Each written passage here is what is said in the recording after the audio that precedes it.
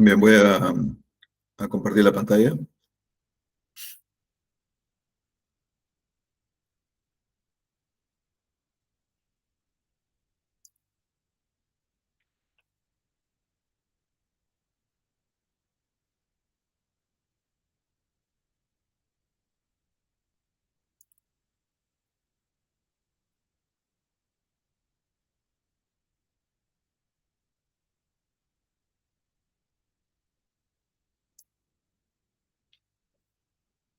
Bien, aquí vamos a ver algunas imágenes que hemos eh, tenido a lo largo de las unidades y como ejemplo de algunas lesiones, ¿no? Acá tenemos, por ejemplo, una lesión de fractura a nivel del radio, con una vista frontal. Bueno, está como una radiografía de antebrazo, pero acá lo vamos a hacer como si fuera de muñeca. Una vista frontal, antero-posterior, luego en una incidencia lateral, ¿no? Entonces vemos realmente en la incidencia frontal vamos a ver que hay una discontinuidad de la superficie ósea a nivel metafisiario, ¿no? Los huesos del carpo están íntegros, están alineados, igualmente el hueso cúbito. Sin embargo, existe acá la lesión de fractura, en donde vemos una superposición del fragmento distal del radio, es decir, en la zona metafisiaria, que está superpuesto sobre el extremo proximal de la fractura, ¿no? Y al momento de verlo de forma lateral, en la incidencia lateral, vamos a ver, ¿no?, que esta es la cara palmar del antebrazo o de la muñeca, y en la parte posterior vemos la cara dorsal, ¿no?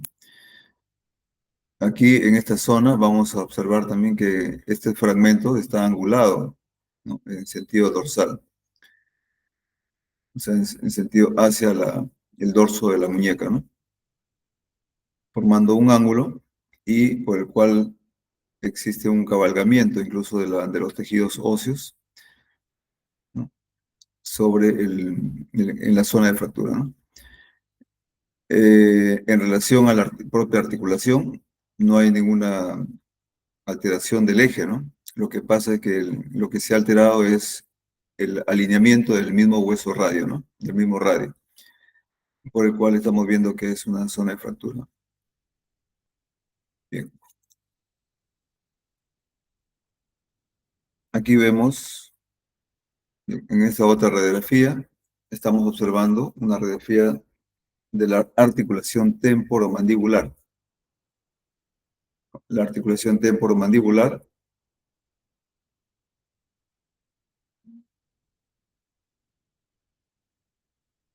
eh, en una, en una vista en donde aquí vemos el cóndilo de la mandíbula que está alojado en la fosa temporal, ¿no? La tuberosidad temporal, y acá está la fosa temporal, donde se articula el cóndilo mandibular, ¿no?, para el movimiento de apertura bucal, ¿no?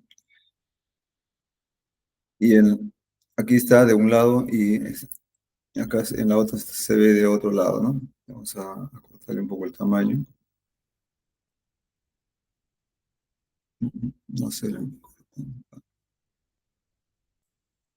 Bien. Aquí lo podemos ver. La articulación está temporomandibular, en donde el cóndilo está alojado en la articulación, ¿no? Pero cuando el paciente va a hacer la apertura bucal, o sea, abre la boca, este cóndilo está saliendo desde la escotadura. Entonces había un desplazamiento, ¿no? Y este desplazamiento posterior no debe ser así, ¿no?, sino que en este caso hay una disfunción de la articulación temporomandibular de este paciente, ¿no?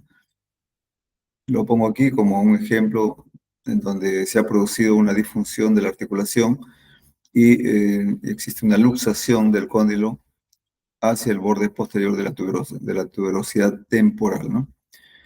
Esta imagen que ven aquí es el orificio del agujero auditivo externo, que es del temporal. Y acá está la cotadura de eso. Entonces, la parte anterior está acá y la parte posterior está acá, ¿no? Aquí vemos que el desplazamiento del cóndilo, cuando se abre abre la boca del paciente, produce esa luxación, ¿no? Estas radiografías se piden para poder visualizar este defecto que se podría hacer, ¿no? Si no hay una luxación, entonces no hay problema, ¿no? Existen otros problemas, por ejemplo, en la apertura bucal de la articulación temporomandibular, en donde el paciente, en donde el cóndilo incluso no sale de la escotadura, ¿no? Y ese es otro defecto, ¿no? Porque lo normal es que estén alineados, ¿no?, a esta tuberosidad.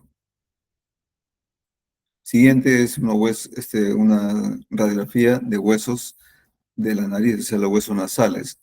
Aquí, como ustedes pueden ver, la parte nasal es de acá, o sea, el hueso nasal es este, ¿no? Lo demás son los huesos de la cara, de la cabeza, y no se, esta radiografía está eh, con valores para poder tomar el hueso nasal solamente, ¿no? No es una radiografía de cráneo, sino es solamente el hueso nasal. Por esa razón es que esta zona está blanca, porque el valor no está dado para hueso de cráneo, sino solamente hueso nasal. Este es de un lado y este del otro lado. Esta es una radiografía convencional, es una foto de una placa. Igualmente la anterior ha sido también una foto de una placa convencional. O sea, estas son radiografías que se tomaban antes cuando no se estaba utilizando los medios digitales, ¿no? Pero acá lo tomo como un ejemplo para poder demostrar, ¿no?, cómo es que se toman cómo son las radiografías de huesos nasales, ¿no? ¿Para qué se toman los huesos nasales? Para ver si hay fractura. Esto es lo normal, o sea, aquí no hay fractura. Lo que se ve es una imagen de línea, que es del mismo hueso nasal, sobre todo de la arteria que recorre esta estructura nasal, ¿no?, de la estructura ósea. Cuando hay una fractura, bueno, hay un desalineamiento y lo vamos a ver realmente con otras características, ¿no? Esta es una radiografía en donde también es una radiografía convencional que estaba dirigida para poder ver los senos paranasales. La incidencia para esto es la incidencia de Water. ¿Qué es lo que observa en esta radiografía? Se observan los senos paranasales. Aquí el seno frontal con la imagen radiolúcida, pero con sus bordes bien definidos, como una escotadura, ¿no?, como unas escotaduras que son las celdillas del, del seno frontal, ¿no? Otros senos son los maxilares, que debería verse de manera más radiolúcida. Lo que pasa es que aquí hay un paciente con sinusitis, ¿no? Incluso hay un engrosamiento de los cornetes nasales en ambos lados, y eso está produciendo realmente una opacidad completa o un proceso obstructivo de las fosas nasales, ¿no? O sea, hay una hipertrofia de cornetes y por otro lado existe una opacidad en las cavidades sinusales maxilares, más en el lado derecho que en el lado izquierdo, pero en ambos se observan opacidades, ¿no? Eso nos indica un proceso inflamatorio sinusal.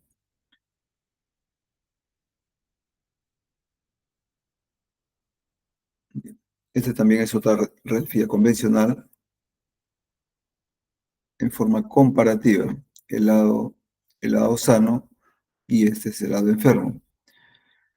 Si, si enfocamos en el primer dedo del pie, esta es una radiografía de pie, el dedo gordo, el primer dedo del pie, las características óseas de este dedo, del normal, vemos los contornos del hueso, la densidad del hueso, ¿no? El segundo dedo, ¿ya?, pero los contornos del hueso se ven íntegros, ¿no?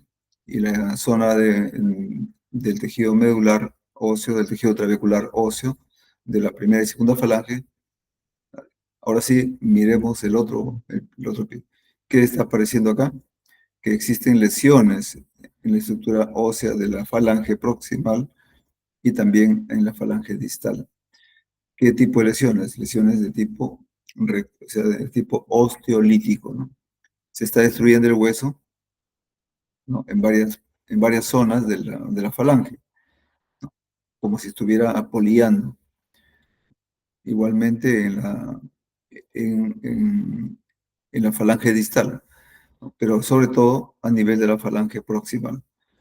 Esto es debido a un problema infeccioso, que es una osteomielitis, ¿no?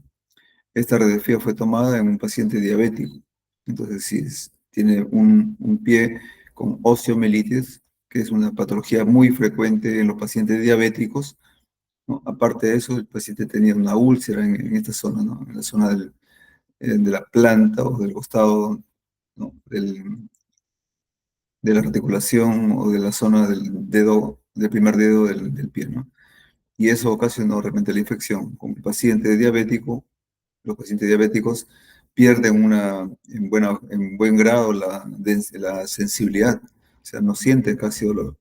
Pueden estar caminando y pueden tener esta lesión osteolítica, o sea, pueden tener una osteomielitis y ellos siguen caminando con este pie hinchado, ¿no? Así, ¿no? Y con úlcera, porque están perdiendo la sensibilidad. Pero algo más también está pasando. Miren, si ustedes se dan cuenta, este es el tejido blando, ¿no?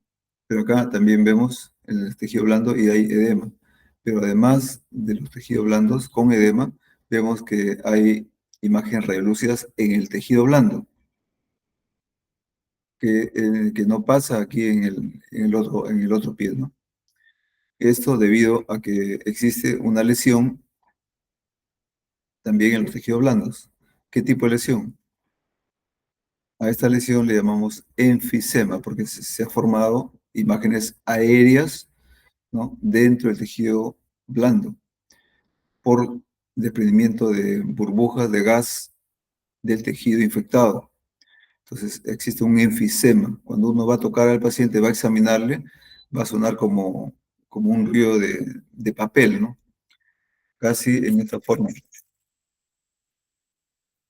¿Se escucha? Es el río del enfisema. Cuando uno toca la superficie enfisematosa, suena así, ¿no? De ese tipo, en esa forma. Ese es el sonido enfisematoso. Entonces estamos frente a una lesión de osteomielitis, con lesiones osteolíticas destructivas, sin ningún contorno específico de lesión y sin ninguna forma. Entonces, las lesiones osteolíticas por una osteomielitis, con edema de tejidos blandos y con enfisema. Aquí tenemos otro tipo de lesión. Lesiones, dentro que lo hemos revisado dentro de las categorías de las lesiones tumorales, eh, pero acá vamos a especificar qué tipo de lesión es, ¿no? Esta es una radiografía de mano, pero se ha enfocado fundamentalmente en el dedo índice. Acá tenemos dedo pulgar y acá el dedo índice. Un paciente que llega por un abultamiento en el dedo. Entonces, su médico le indica una radiografía para saber si esto es una lesión de hueso o de tejido blando, ¿no? Entonces, lo que se encontró fue que existe una lesión radiolúcida con contornos escleróticos, o sea, con bordes geográficos. O sea, si tiene contornos que delimitan el hueso de la lesión y en la parte externa de la lesión, vemos también que el contorno se limita, pero con escasa densidad, ¿no? Entonces, estamos acá frente a una lesión de tipo radiolúcido con bordes geográficos en la falange próxima, ¿no? Sobre todo cerca a la epífisis, pero que está localizado sobre todo en la cortical, ¿no? Entre la cortical y el tejido trabecular, ¿no? Que en la incidencia oblicuo, acá lo vemos, también se vuelve a repetir, pero mucho más nítido se observa en la vista frontal, ¿no? Entonces, a esta lesión se corresponde a una lesión de un quiste óseo simple, quiste óseo simple, ¿no? Otra lesión, vamos a ver en la siguiente, que es lo contrario, o sea, ya no es radiolúcida, la lesión anterior, miren, es de tipo radiolúcido y está dentro del hueso. El siguiente es radiopaco y, bueno, está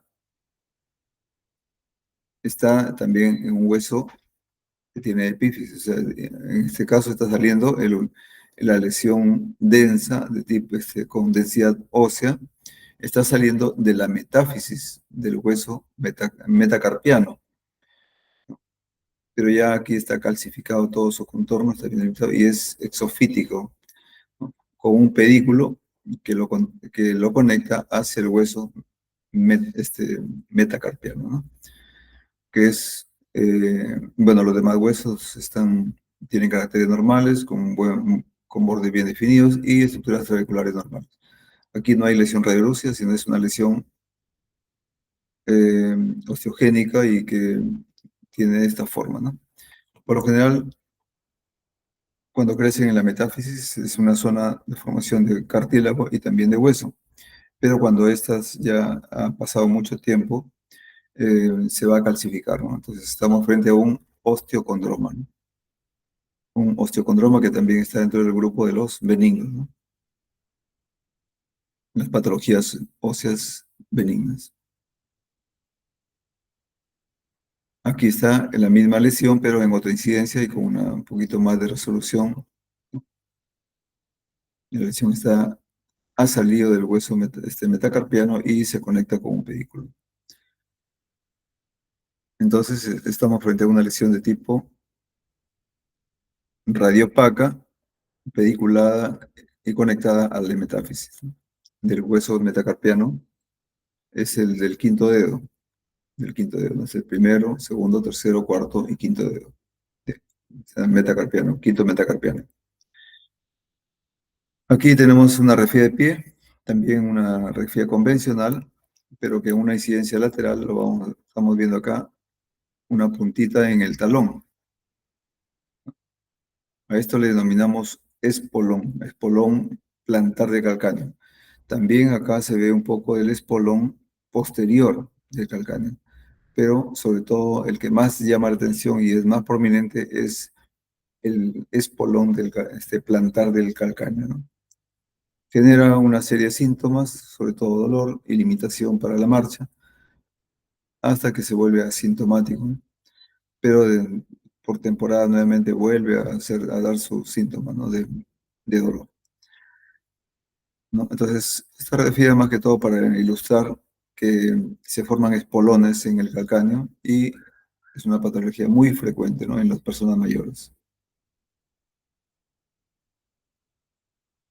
Acá, esta también es otra radiografía convencional, miren, de un hombro. No sé si hay otra más acá. No, esa es otra.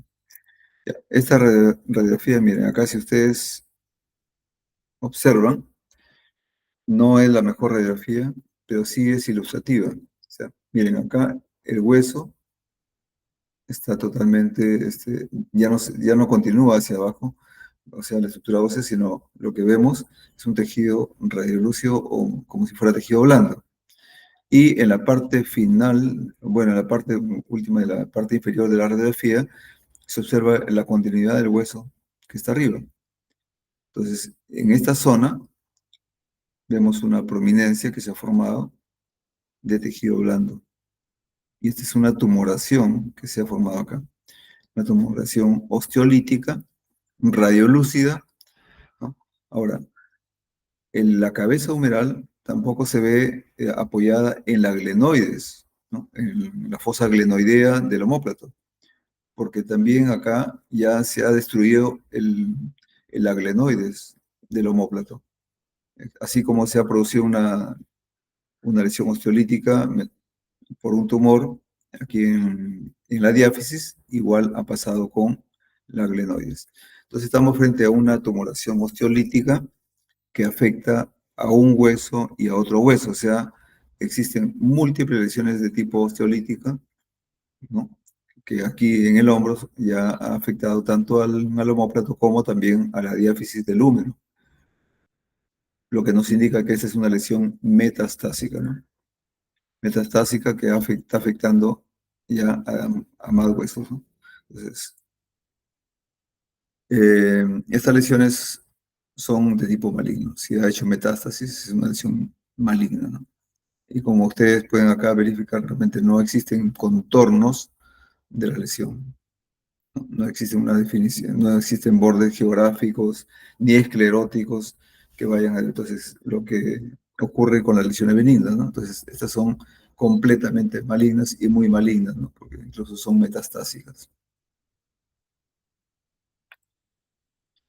Aquí ocurre bueno, también es una lesión metastásica, pero que en donde vemos, ¿les parece que el hueso está normal en su densidad o está muy blanco?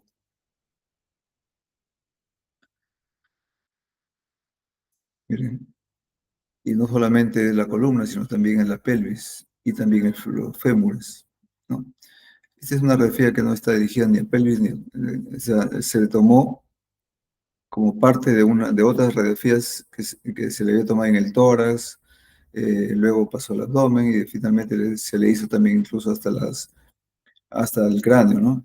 Y todo estaba así, ¿no? Con esta densidad, ¿no?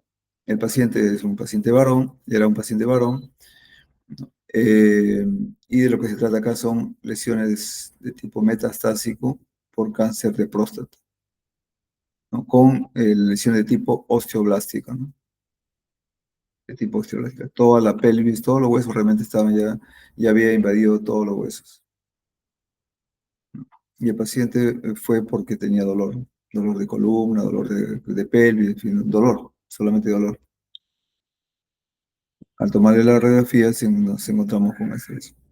También es una foto de una placa radiográfica convencional.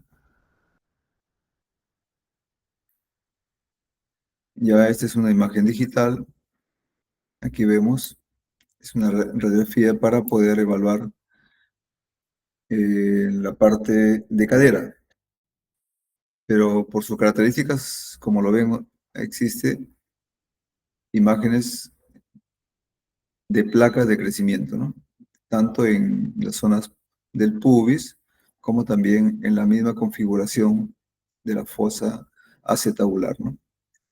Las cabezas femorales, solamente hay unas representaciones pequeñas que son los núcleos de osificación, porque el paciente realmente es pequeño, ¿no? No tiene ni un año. Y esta radiografía se pide cuando el paciente ya ha tenido más de 3 meses, ¿no? Por lo general, este paciente ya debe tener sus 5 a 6 meses. Eh, o de repente un poquito más, ¿no? Pero se le toma en dos incidencias, ¿no? No sé si existe la otra, pero creo que sí. No, no está. Pero esta radiografía es para ver la configuración de la cadera, ¿no? Y para detectar una displasia de cadera. ¿Qué es lo que hacemos en una displasia de cadera? Tomamos esta radiografía y trazamos las líneas, ¿no? Eh, que nos indican la ubicación del núcleo de osificación de las cabezas femorales, ¿no? Y esta línea los trazamos en los bordes del acetábulo, en forma vertical, en ambos lados, ¿no? Y otra línea de forma horizontal, que lo hacemos entre las zonas acetabulares en las líneas de cartílago, ¿no? Y esa línea horizontal, entonces formamos 4 cuadrantes en cada cadera y ahí vemos la ubicación. Esta radiografía estaba normal. O sea, ¿cómo ubicamos la normalidad? Que el núcleo de osificación de la cabeza femoral esté localizado en el cuadrante inferior interno de la cadera, ¿no?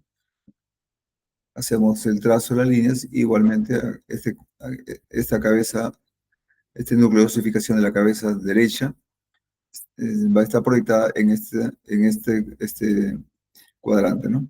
Lo que es el cuadrante ínfero interno. Igualmente acá, en el cuadrante ínfero interno. ¿Qué otro parámetro? Las líneas de Shenton. Las líneas de Shenton son proyecciones de las curvaturas intertrocanteria y de la rama púbica, de la rama horizontal púbica. Entonces aquí vemos que la continuidad es esta, ¿no? O sea, como si fuera un arco. igual, aquí también son congruentes, o sea, llegan a empalmar la proyección. Cuando existe una luxación o una desubicación, ya que nos indica una displasia de cadera, sobre todo para diagnosticar displasias, eh, ya vemos realmente que existe una incongruencia por la luxación o subluxación que puede estar ocurriendo. ¿Qué otra referencia tenemos para poder decir hay displasia o no hay displasia? Medimos los ángulos acetabulares. Los ángulos formados por el contorno del acetábulo en forma de una línea que traza en forma oblicua, ¿sí? Y la línea horizontal, ¿no? La línea horizontal de la pelvis, de las caderas, eh, es la línea de Hirschel-Reiner y la vertical de Perkin. Esa línea va a formar un ángulo con el acetábulo. Y ese ángulo es el que debe medir más de 30 para considerarla patológica, ¿no? Y si es menor ya, entonces sale del grupo de la patología. Bien, entonces esta placa es para evaluar displasia de cadera y luxación, ¿no? El examen que se recomienda en los niños, en los pequeños, alrededor de la edad neonatal o perinatal, es la ultrasonografía, ¿no? Se le puede aplicar la ultrasonografía hasta los 3 meses como máximo. Después de los 3 meses ya no es sensible la prueba con la ultrasonografía y hay que tomarle radiografías, sobre todo ya después de los 5 meses, 6 meses, ¿no? Pero el ultrasonido es muy bueno hasta los 3 meses para el diagnóstico. Bien, acá tenemos una radiografía de columna también para detectar una patología, ¿no? Aquí vemos realmente el encurvamiento de las vértebras a nivel dorso-lumbar, ¿no? Con una escoliosis derecha a nivel lumbar y una escoliosis izquierda a nivel dorso-lumbar. Además de eso, las vértebras se están rotando. En la parte inferior vemos que hay una rotación de las vértebras hacia la izquierda, ¿no? La curva se produce hacia la derecha, pero la rotación de las vértebras se va hacia la izquierda. Y en la parte superior dorsal ocurre lo contrario. Escoliosis izquierda con rotación vertebral derecha. Esta radiografía es frontal para ver escoliosis. Claro que en la escoliosis hay que hacer medición de ángulos, ¿no? El ángulo de Coe. Con esos ángulos nos va a permitir plantear las terapias y los grados de escoliosis que tenemos con los pacientes. Radiografía de brazo, vemos acá dos fragmentos, ¿no? El fragmento proximal y el fragmento distal. Pero acá hay una característica, que estos huesos han intentado formar callo y ha fracasado. Es un fracaso de consolidación, ¿no? Un fracaso de la formación del callo óseo y se ha formado una especie de codo aquí en esta zona, ¿no?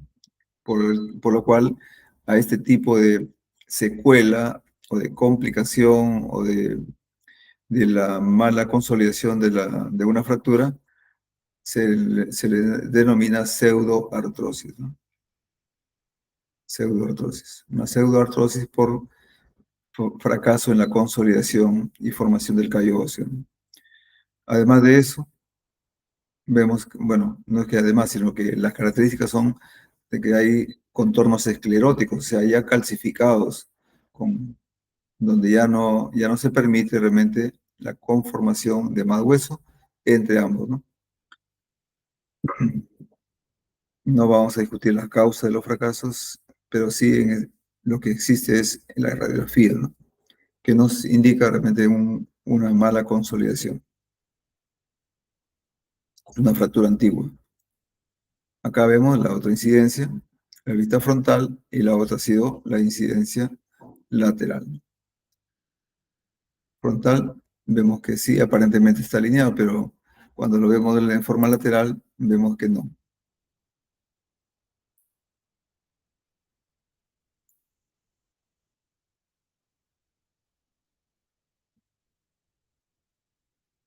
Y acá vemos una radiografía de muñeca con fractura reducida quirúrgicamente, ¿no? Le han aplicado una placa con tornillo, incluso con un clavo transfixiante hacia el cúbito, o sea, desde el radio hasta el cúbito, para poder fijar también el extremo distal, la epífisis cubital, ¿no? El fragmento del cúbito que se ha, entonces aquí veo una fractura de radio que ya consolidó, pero además tiene un fragmento también que ha sido este, también reducido, ¿no? A través de una aplicación transfixiante de un clavo, ¿no? En forma horizontal, con una placa y tornillos metálicos, ¿no? Entonces, esta es una fractura reducida quirúrgicamente, con placa, tornillos y clavos metálicos de osteosíntesis, ¿no? ¿Qué es lo que se ha buscado? El alineamiento de la extremidad como también de la articulación.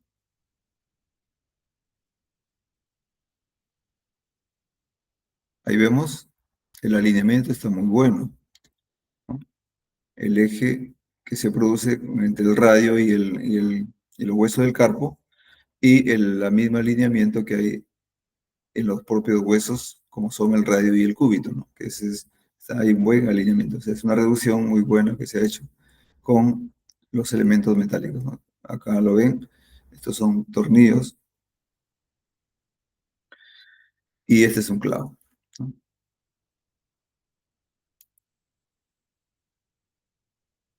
¿Y esto qué cosa es? Es una radiografía de pie de un paciente que tiene subluxaciones múltiples, que tiene luxaciones múltiples de los dedos. Claro que esta es una patología que va a ocurrir en un paciente que es de tipo neurológico, ¿no? Un paciente que tiene fallas neurológicas como parálisis y está teniendo luxaciones de los dedos, ¿no? ¿No? Acá está totalmente luxado el primer dedo, subluxado los demás dedos, ¿no? La radiografía nos permite ver todas estas fallas, ¿no? Lo que sí no vemos son fracturas, ¿no? No hay fracturas, lo que sí son luxaciones.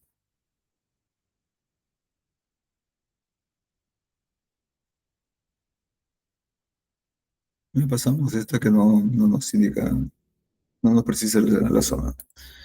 Ah, ya, pero de todos modos, acá tenemos. Bien, miren, esta es una incidencia lateral de una placa radiográfica que se intentó tomarle de la columna, pero por la forma como la deformación que tiene la persona y el paciente, acá lo tenemos en donde estas vértebras se han colapsado. Miren. El, el cuerpo vertebral está colapsado, este cuerpo también, y así sucesivamente toda la fila de las vértebras, los cuerpos vertebrales se han colapsado, ¿no?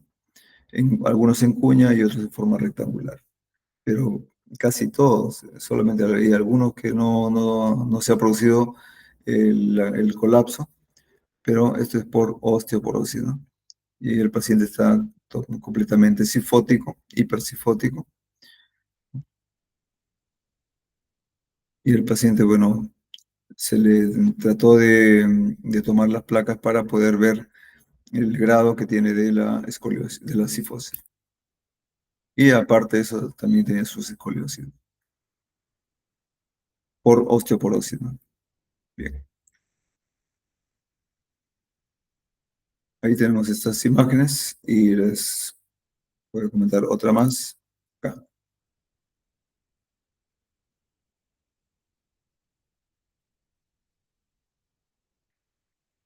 Eh, ya. Acá tenemos una radiografía de rodilla, pero que nos indica una lesión, que está acá, una lesión pediculada, sale de la zona metafisiaria del fémur y se proyecta de forma exofítica, ¿no? Con contornos bien definidos. Esta lesión es una tumoración, ¿será benigna o será maligna? ¿Cuáles son sus características? y vemos que, bueno, desplaza los tejidos aledaños, ¿no? Pero procede desde la zona metafisiaria. De hecho, que es una lesión benigna, y este es un osteocondroma calcificado, ¿no? Es típico de estas lesiones, ¿no? Así finalmente terminan los osteocondromas. Lo que sí producen es una deformidad y una prominencia en la extremidad, ¿no? Pero no producen más. Hay articulaciones, a veces el paciente tiene no solamente uno, sino tiene múltiples, y a veces es un síndrome, ¿no? Hay varios síndromes que tienen esta patología de osteocondromas, pero no son lesiones malignas, sino son lesiones de tipo benigno.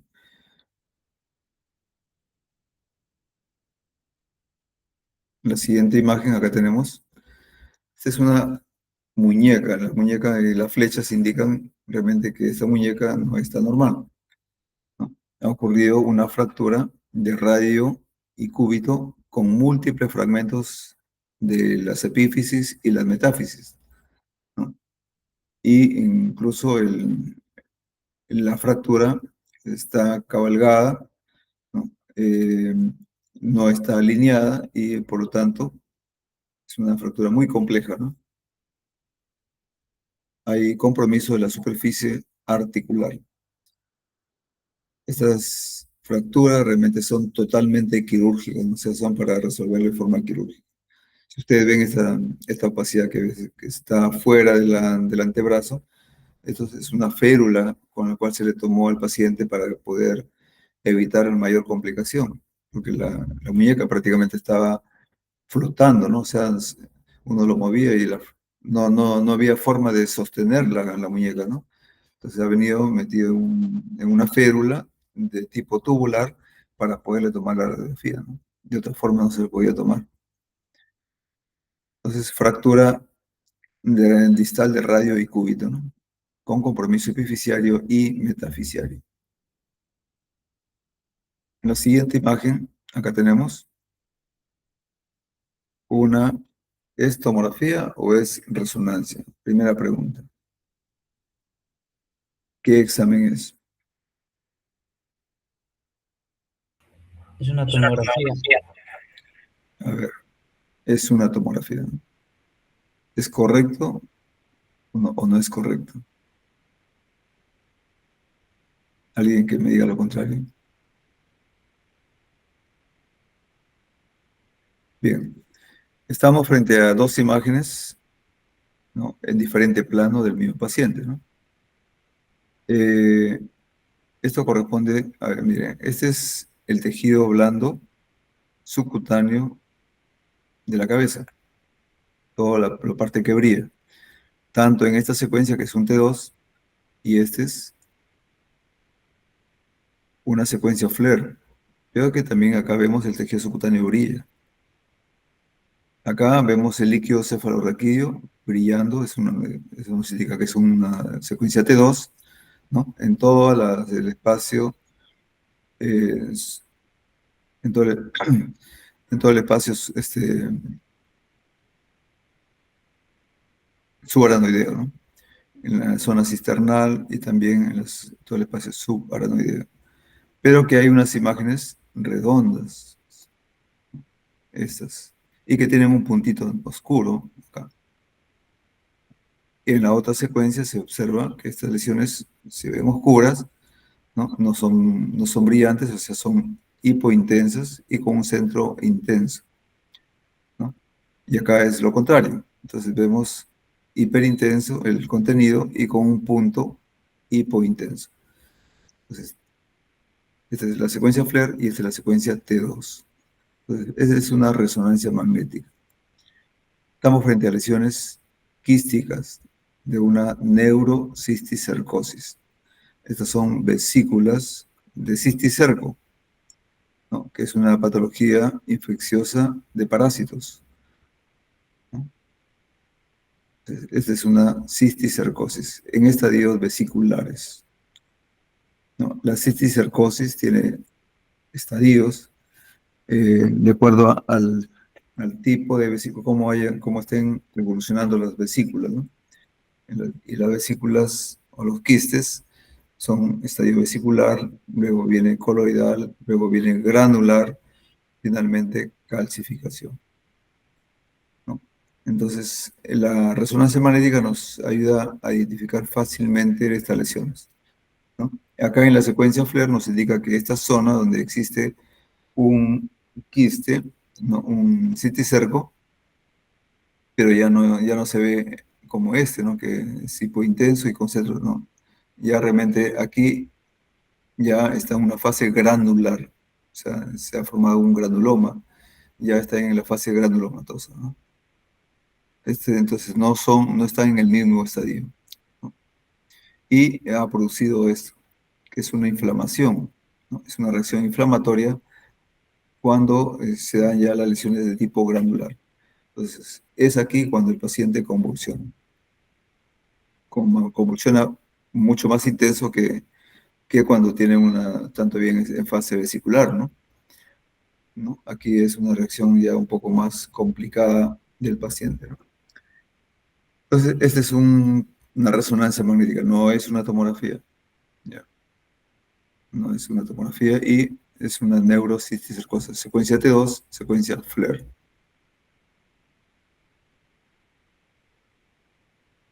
Seguimos pasando otra imagen más. Y acá, a ver, ¿es tomografía o resonancia magnética?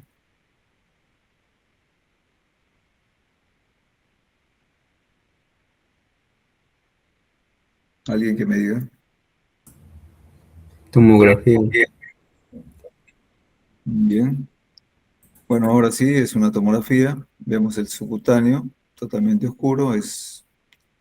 Una, es una tomografía. El hueso está blanco, ¿no? Y estamos con una ventana para ver cerebro, o sea, una ventana cerebral.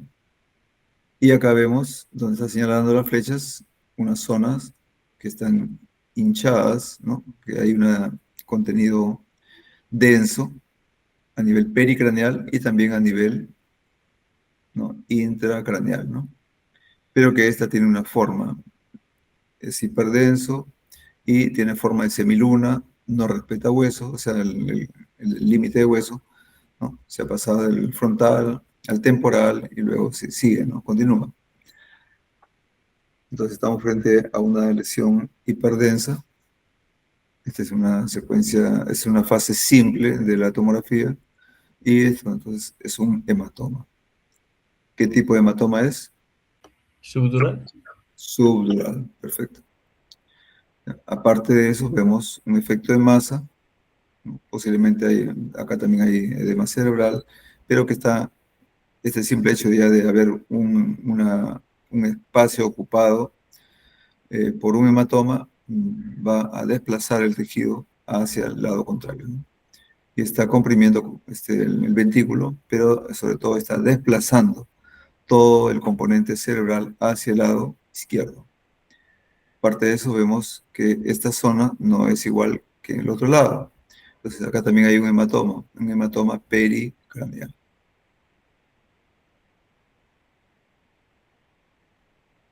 Siguiente, y acá vemos. Esta es una radiografía de cadera, pero en donde están trazadas las líneas, la línea de Perkin y la línea Kircher-Reiner, para poder ubicar las cabezas femorales. Miren la cabeza donde está y miren la cabeza del fémur donde está, ¿no? La línea de Shenton acá no son congruentes porque esta proyección viene por acá y esta curva del intertrochanteria se va hacia arriba. O sea, no se juntan, no forman arco. En el lado derecho sí, pero no en el izquierdo. Y la cabeza, la nucleosificación de la cabeza femoral está en el lado súpero externo. Debería estar acá, en el cuadrante ínfero interno o inferomedial, ¿no? Así como esta es. Entonces, aquí tenemos una luxación ya de la cadera. Aquí hay luxación por displasia. Si ustedes se dan cuenta, el acetábulo acá está formado en el lado derecho, pero en el lado izquierdo está recto hacia arriba, ¿no? Como que se hubiera abierto, ¿no? Entonces vemos una línea plana, no curva, y además que está proyectada con un mayor ángulo. Entonces, si le medimos el ángulo acetabular, de hecho, que va a ser mucho mayor que el lado derecho, ¿no? Va a medir más de 40, más de 30, y si es posible más de 40. Entonces, esto porque hay una displasia de cadera y ya hay una luxación.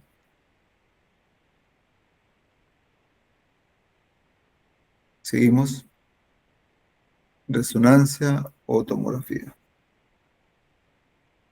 Las flechas nos indican ahí varias cosas que tenemos que observar, ¿no? La lesión hiperdensa, en forma así biconvexa, y acá también existe otra lesión hiperdensa pericranial. Entonces, aquí es un hematoma, pero acá este hematoma está delimitándose, más hacia la zona de hacia la zona del hueso temporal o sí, parece. Y ha formado esta convexidad, ¿no? Es biconvexa.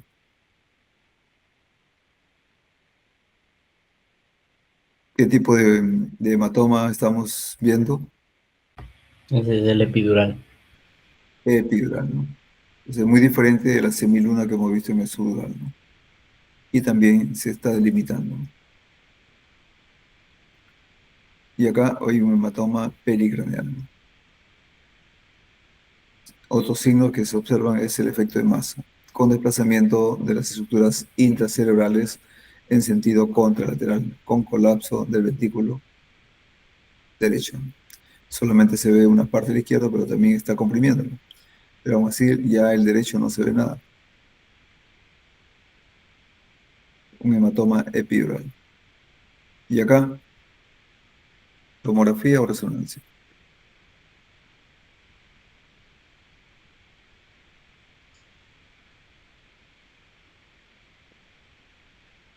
Muy bien, tomografía, correcto. Bien, estamos acá en un plano en donde estos son los ojos y acá es una boca sonriente.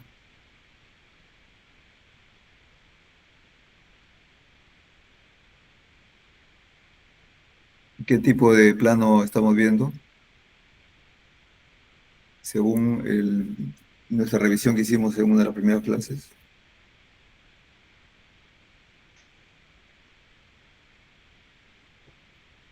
¿Recuerdan los planos? Había plano de la X, el plano de la La estrella, carita feliz. claro. Bueno, primero la X, luego la estrella y de ahí sigue la cara feliz, ¿no? Luego de esta cara viene la cara triste, después vienen los gusanos y finalmente el grano de café, ¿no? Entonces, en la cara feliz vemos acá los cuerpos cuadrigéminos, vemos el tercer ventículo, los ventículos laterales, y acá el 3 es núcleo caudado, núcleo lenticular, acá los tálamos, están a los costados, acá vemos la vermis cerebelosa, y acá esta es la cisterna, ¿no? El espacio cisternal. Los tejidos, lo demás que no está numerado no es necesario, lo que acá se va a pedir que se mencionen lo que está numerado. Entonces, al momento de ver los números, aquí vemos, por ejemplo, el 4 es la zona del núcleo lenticular, pero el 5 no está en ningún núcleo, solamente está en una zona del brazo de la cápsula. Es el brazo posterior de la cápsula interna, ¿no? Ya que el brazo anterior está en esta zona, el brazo posterior aquí donde está el 5. No, acá el tercer ventículo, el 3 es un núcleo caudado, el cuarto núcleo lenticular. Y el 6 podríamos llamarle el vermis cerebroso, ¿no? Entonces estamos con la cara feliz, ¿no? Siguiente, otra radiografía.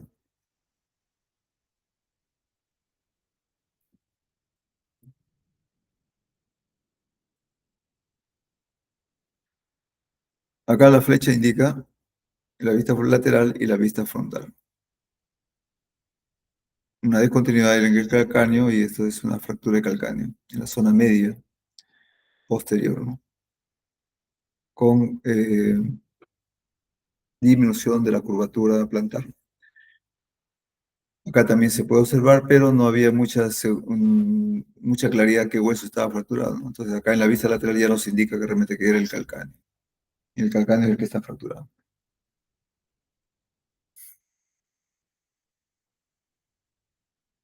La radiografía que habíamos visto con las dos incidencias, ¿no? El quiste óseo simple en la primera falange del dedo índice. Acá vemos estas líneas que se observan en esta zona, ¿a qué corresponden? Y acá también hay líneas bastante largas. ¿A qué corresponden estas líneas? ¿A las fisuras? A ver, suturas. Acá vemos la sutura frontal, ¿no? Que está un poco densa. Estas líneas que ven acá son vasos sanguíneos. Medio de contraste. No, no hay ningún medio de contraste, que es una placa simple.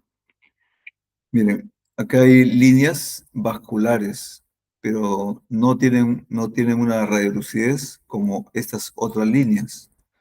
Esta es una fractura de cráneo, pero la intensidad que tiene la radiolucidez de esta línea de fractura confunden y nos pueden hacer pensar que son líneas vasculares, ¿no? Cuando vamos a ver realmente la radiografía frontal, también vamos a ver, acá está, una fractura que va desde un canto hasta el otro lado. O sea, ha fracturado los dos lados de la pierna. O sea, es una fractura enorme que ha tenido este paciente, ¿no? Bueno, este paciente estaba vivo, ¿no? No estaba muerto, no era un cadáver. Pero sí se había fracturado, ¿no? Y esta radiografía nos indica realmente cómo diferenciar una impresión vascular, porque podríamos creer que se trata de o bien vamos a pensar que esta es una fractura, o también nos podemos confundir pensando que esta es una impresión vascular, ¿no? Entonces, acá es fractura y acá es impresión vascular. Todo lo que son impresiones vasculares va a tener una densidad, una disminución de la densidad, pero no van a ser radiolúcidas, ¿no? La intensidad de la fractura es mucho mayor, ¿no? La radiolucidez, ¿no? Lo pongo acá para que puedan identificar realmente una diferenciación, ¿no? Entre lo que es sutura, impresión vascular y fractura en un cráneo.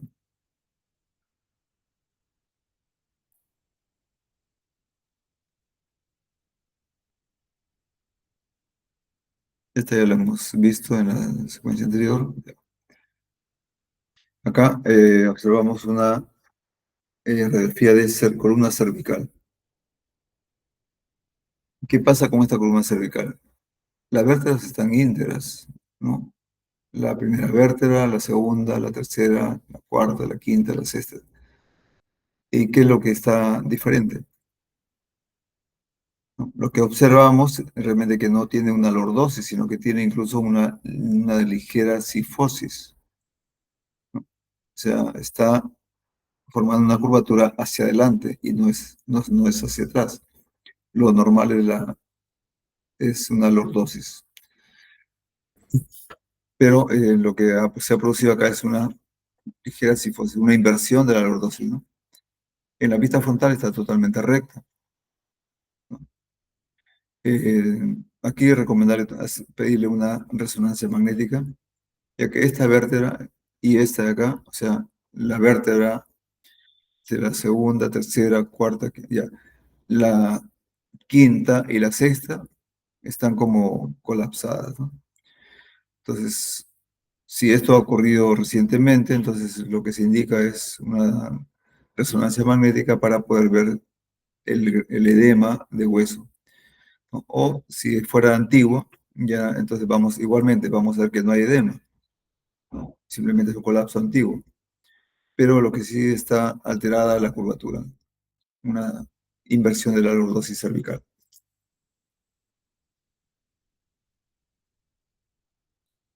Bien, entonces estas son las imágenes que hemos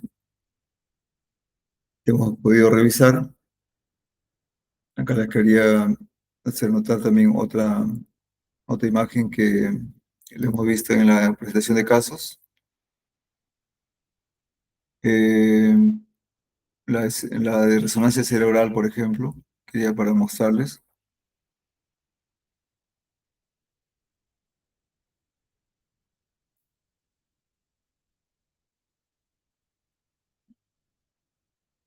Esta acá es. Bien. El- Voy a abrirlo la carpeta y vamos a verlo.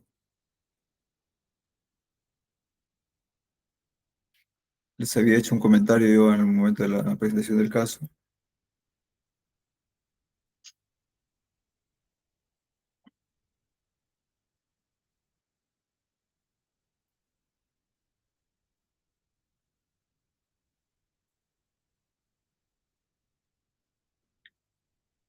Bien, voy a coger un par de secuencias.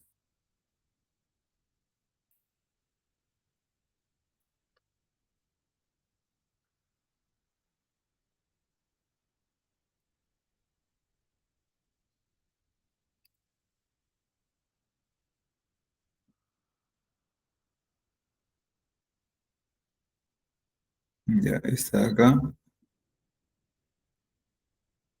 Y la otra es en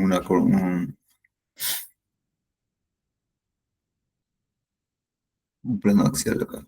Este acá.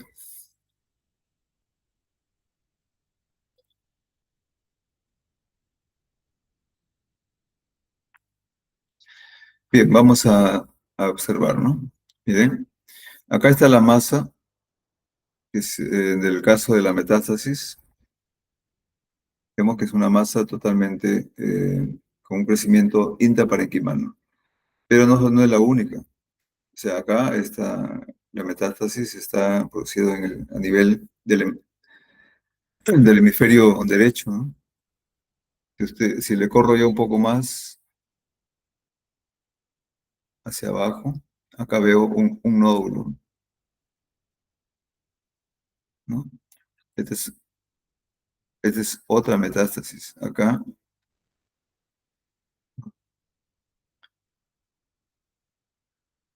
eh, seguimos otro plano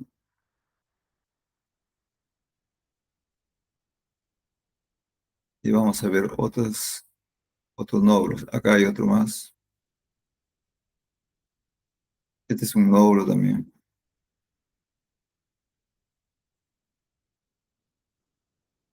Entonces tenemos, ese es aquí en este plano, mírenme, si lo corremos, vamos a ver algo más. Acá,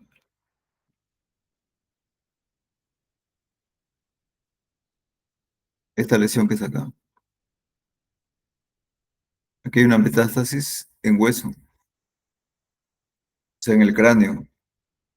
Entonces, esa lesión metastásica había invadido cráneo, había invadido varias partes del cerebro. Y bueno, la más grande, pues, es la que está en la fosa posterior, ¿no? Esta ya es muy visible, ¿no? Pero acá hay una, por ejemplo, acá, mira, este es otro nódulo. Entonces, el contraste nos va a permitir identificar, acá hay otro nódulo a nivel vulvar, ¿no? En el bulbo, aquí en la tubérculo cuadrigéminos, también a nivel temporal, aquí en el valle silviano, y así, ¿no? Había, otros más había. Pero son varias metástasis, ¿no? Pero también esta era grande. O sea, esta es una lesión que no puede pasar en hueso.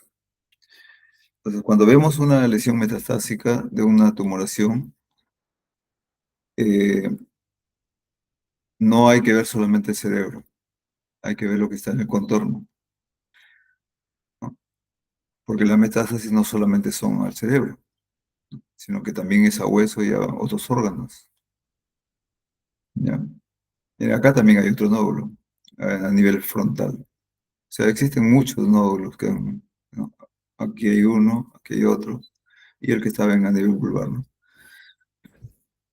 Entonces, para eso justamente es este visualizador que nos va a permitir eh, combinar, ¿no?, las imágenes y utilizarlas, ¿no? Si no queremos un poquito más blanquito, queremos un poco más oscuro, agrandarlo un poco más para poder visualizarlo mejor, entonces ya, ¿no? Bien, entonces, como comentario para que a la hora que, bueno, les queda como una experiencia de lo que hemos revisado y de manera muy demostrativa nos indica realmente que hay que visualizar varias partes y recorrer realmente la anatomía de un órgano, ¿no? Bien, esto sería todo, estimados alumnos,